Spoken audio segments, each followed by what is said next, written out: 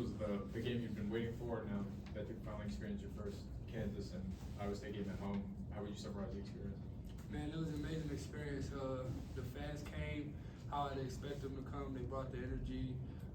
We told them to get hyped. They got hyped, and I mean, now they see what we felt when we was at the gym. And for Tamin and Jamarion, you've seen a lot of Milan threes, but what was your reaction to his falling left off balance three and just flashing that in? Yeah, that was probably the craziest shot I've seen in person. But I was actually like right under the hoop for that one. I seen him shoot the fade, and I was kind of just watching the ball, tracking it the whole way, and it went right in. But to have someone that can knock down those shots on your team is super valuable.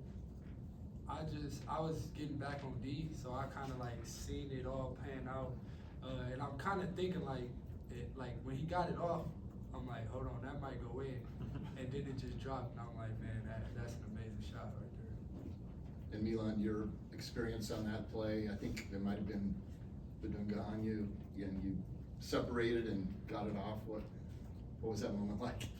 Yeah, it was definitely a cool moment because I hit the shot, but I really shot the first one. I was kind of open, turned that down, and then I heard the coaches behind me just yelling.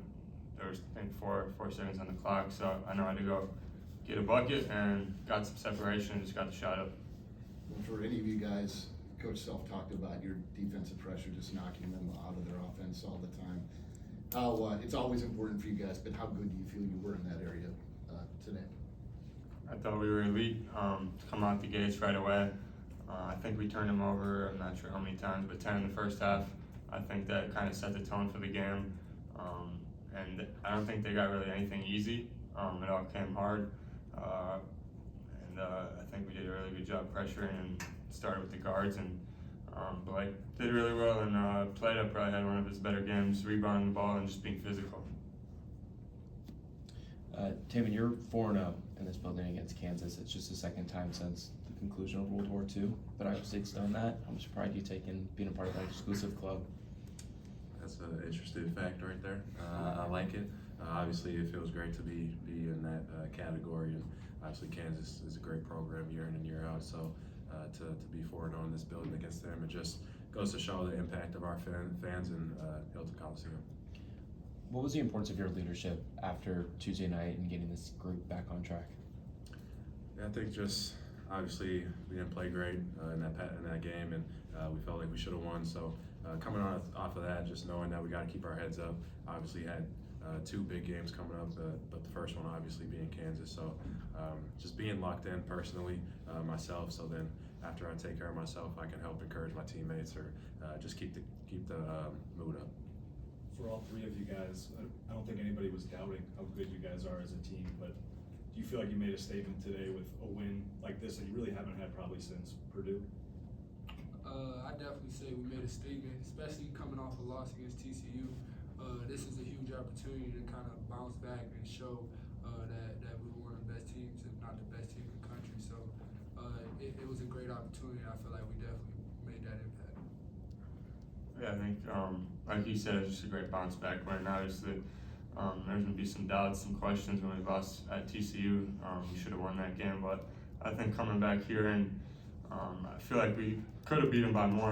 Our offense kind of got a little stagnant in that 5-minute stretch down in the second half, but I think it shows that we're still really good and we can beat anyone night in, night out.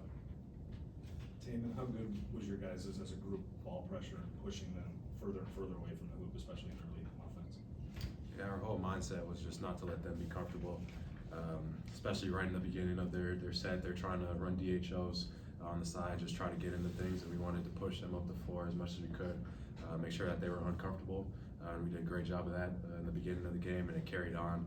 And I feel like they sort of felt like in the second half, they're like, man, they're still doing this. We can't get anything easy. So it's just having that mindset.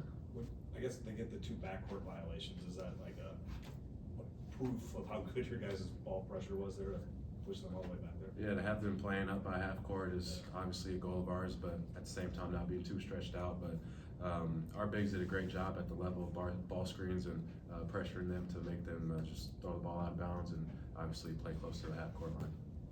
Tamin, in those first 7 minutes, you guys scored just 2 points. Did it kind of feel like you get through that stretch and you kept the game close with your defense, and then you were going to be okay because the shots were going to fall? Yeah, obviously the start to the game didn't feel great. I'm sure it didn't feel great for them either. It must have been 6-6 for a while there. But our defense obviously helped us to stay in the game early and not let them obviously take a big lead there. Our shots weren't falling, but just knowing that if we get stops, we'll be in the game no matter what. So it starts with that, and then obviously shots are going to knock in later. Tamin, for you to get those 2 threes to go down, how relieving did that feel? Yeah, it felt good.